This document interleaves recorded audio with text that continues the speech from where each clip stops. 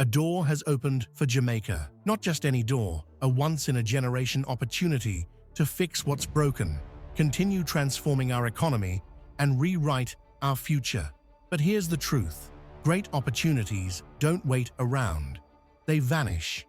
And if we don't act now, aggressively and strategically, we risk watching the biggest chance for continued national transformation pass us by. On March 26, 2025, something historic happened at Jamaica House in Kingston. United States Secretary of State Marco Rubio sat face-to-face with our Prime Minister Andrew Holness. It wasn't just a diplomatic handshake. It was the start of a bold promise, a mutual agreement to deepen cooperation, strengthen ties, and build a better future for Jamaicans. The words were powerful, but now the world is watching to see if Jamaica can match those words with action. Here's why this meeting matters more than most people realize. Secretary Rubio didn't just visit to say hello. His stop in Jamaica was the first in a wider Caribbean mission. That's a big deal. He called Jamaica a model for other nations. He praised our economic progress. He acknowledged our fight against crime. He talked about investment, trade, logistics, skills training, even rethinking the US travel advisory that hurts our tourism image. That's not lip service, that's recognition. And recognition, if handled right, becomes momentum. The stakes? Massive.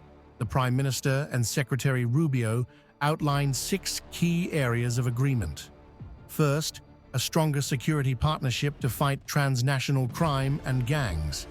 Second, a renewed push to attract US investment into Jamaica's emerging industries, like energy and nearshoring. Third, support for renewing the Caribbean Basin Economic Recovery Act, giving Jamaica better access to US markets. Fourth, big moves to make Jamaica a major logistics and transshipment hub. Fifth, improving bilateral labor agreements and launching skills development programs.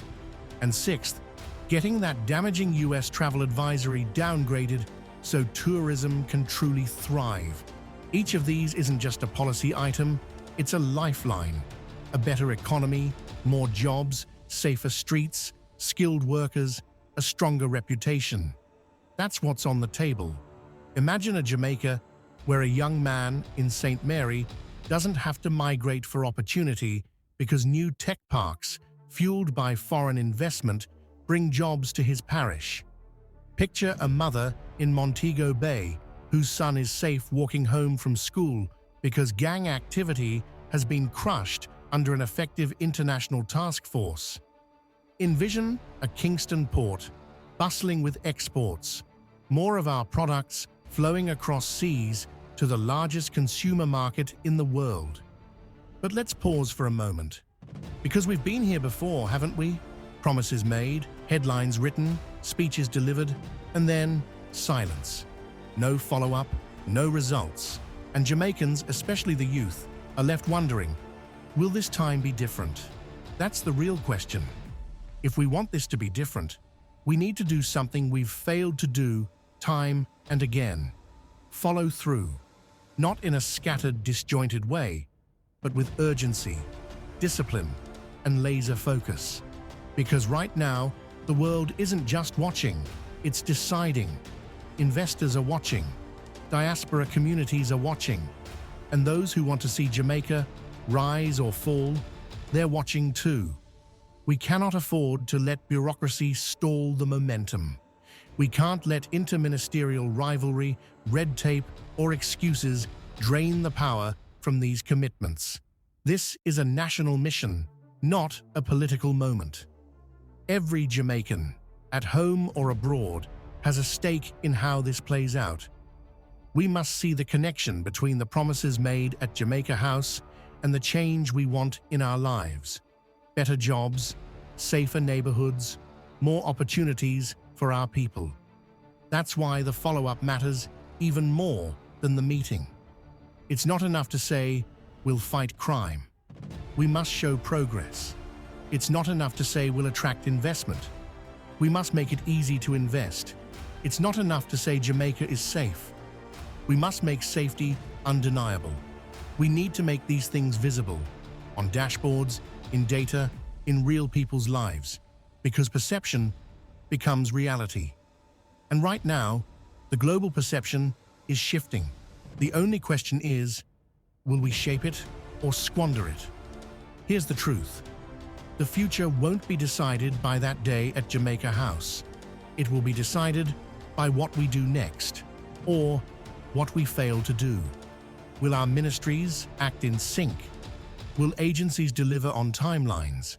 Will public servants take ownership instead of shifting blame?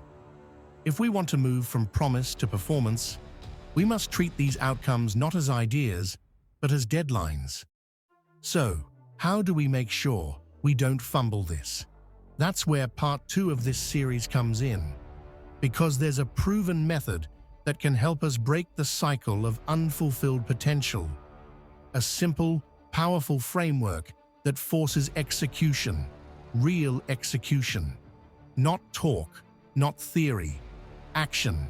It's called the 4 Disciplines of Execution, or 4DX, and it could be Jamaica's game changer. But let's look at what's truly at stake. Bonus fact number 1. Jamaica's trade with the US topped $3 billion in 2023. That's our largest trading partner by far. Bonus fact number 2. Despite negative headlines, crimes against tourists account for less than 0.01% of visits. That's right, our visitors are overwhelmingly safe. Bonus fact number 3. The 80-year-old labor agreement with the US is one of the longest of its kind, still shaping lives today. Bonus fact number 4. Secretary Rubio called Jamaica a model nation in the region. That kind of endorsement is rare and powerful. These facts aren't just trivia, they're fuel, they're leverage, they're proof that we're already on the path. We just need to walk it.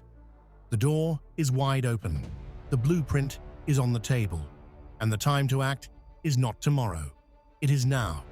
So, as we gear up for part 2, ask yourself, will we rise to the moment, or will we let it pass, like so many before? Because history is knocking, and this time, we must answer.